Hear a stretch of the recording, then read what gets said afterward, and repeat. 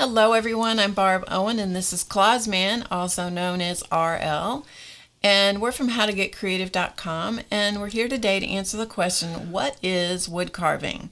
Now, if any of you have been following me for any length of time, you've seen a number of the wood carvings that Clausman has done that I show, at least once a year, maybe 2 or 3 times a year. I'll drag out a bunch of wood carvings and show them to you, but we've never really explained the process. And so we've had a few questions about that, so we decided we would answer just in some simple steps, what is wood carving? So, Clausman, the first thing you're going to do is what? Well, I'm going to show you some of the tools that I use. These are just gouges. Now, wood carving can be done with electric tools. It can be done with grinders. It can be done with all different kinds of tools, but these are just some of the tools that I do, and you can see by looking at them the difference in the size of, say, this one over here and these over here. But these aren't electric, right? No, these aren't electric. These are all done by me. And pardon me. I also use knives quite a little bit on different things.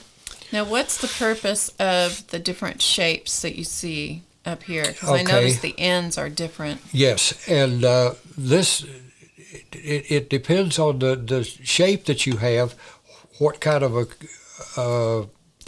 what you're going to carve, what part of the wood how much the wood is what's going to look like when you cut it out. So the shape of the shape of the groove or whatever that you're going to do. In fact, I'm going to use this one here. This is a V gouge. As you can see, I have marked it on top here.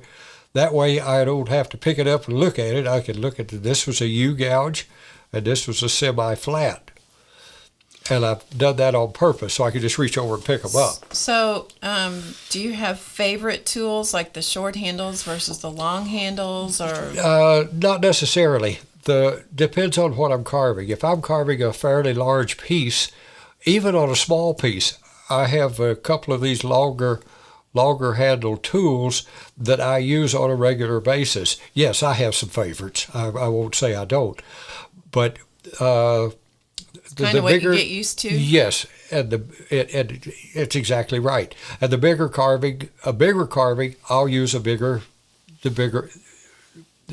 gouges. Okay. How about if you show them some of the steps you've got going on there? Okay. And this is a very minor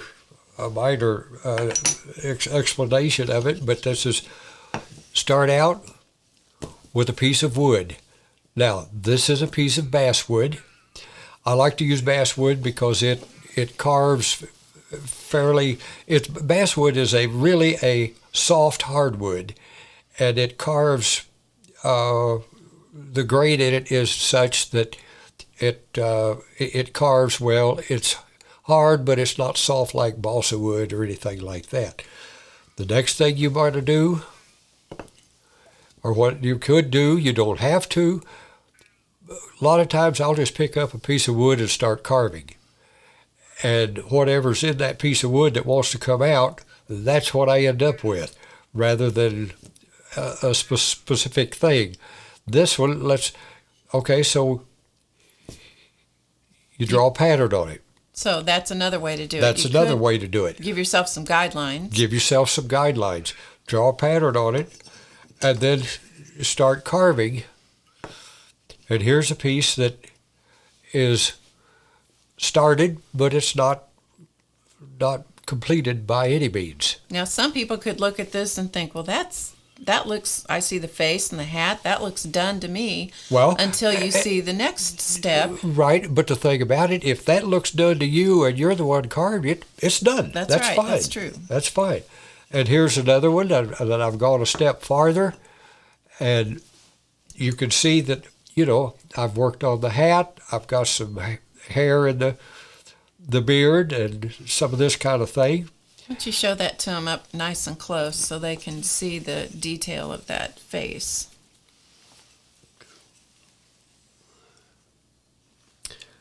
Okay, that's So there's his mustache. The detail, the mustache, and see in the hats, you got the folds or grooves in the hats, and the. That's cool. So you're going to show them just a little bit about how to use one of those tools, right? Okay, and one of the tools that I'm going to use here, the tool I'm going to use is a V-gouge, as you can see on I've marked it, and you know this one is just almost completed, but he needs to have some other lines in the beard to make it look like he's got, you know, there's hair, and so what I will do now, the reason I turned that over, I need to go with the grade. If I go the other way, it's going to dig into the grade. This way, I could just, you know, go down through here like this. And just scoop out the wood. And just scoop out the wood. And it makes it look a little more like that beard is actually hair.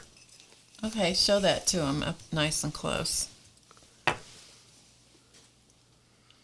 So see what a difference that is?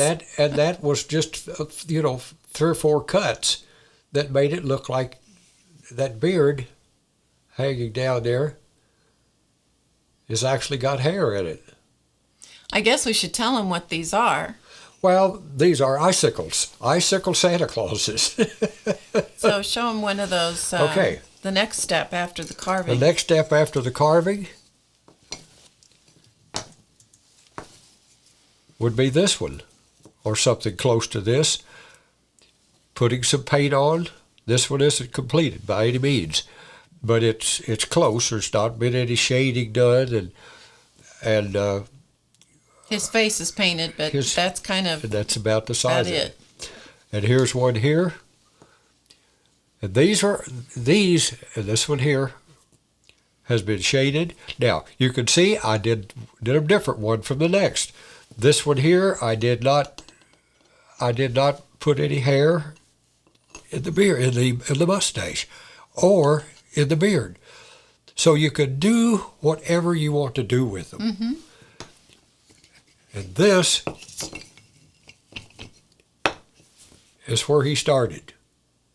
Yep. It's just a piece of wood. It's always magical to me. Right. Now, you can carve different sizes and all of that, and those small gouges, like I was showing there, even the small gouges, you could do something like this. A cowboy Santa.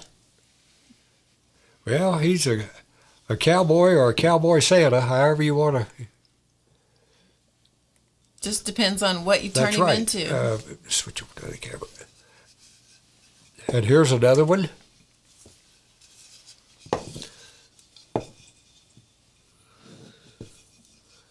Oh, there he is.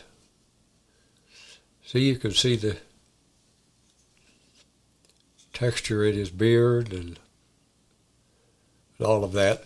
And this is a piece that's probably about 8-10 inches tall. And here's another one that I did, and he's about 8 inches tall. And he is also a Santa. Now, how in the world did you carve that pipe? Well, I carved the pipe separate and stuck it in his mouth. Okay, well that makes sense. Yeah. Okay. So see, you don't have to go big, you don't have to go small. This is, you can see the size of this compared to my hand. This is a buzzard. And I notice on this one, this is much smoother than some of your other ones. So, well, the reason it is because I have sanded it with a flap sander or something. Mm-hmm. Yes, he is much smoother. He doesn't have the carving marks, which, in fact, I like the marks of the gouges when I get through. I like those. You know, they make it look like that it's hand carved. Mm-hmm. And this made it this is just a little different process, a little different way to do it.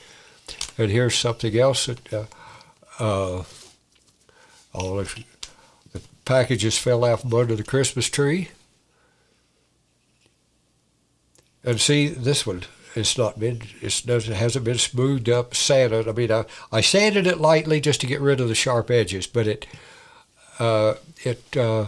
Show them that one up close so they can see. That's a really good example of the texture of the tools, how you can achieve all that texture.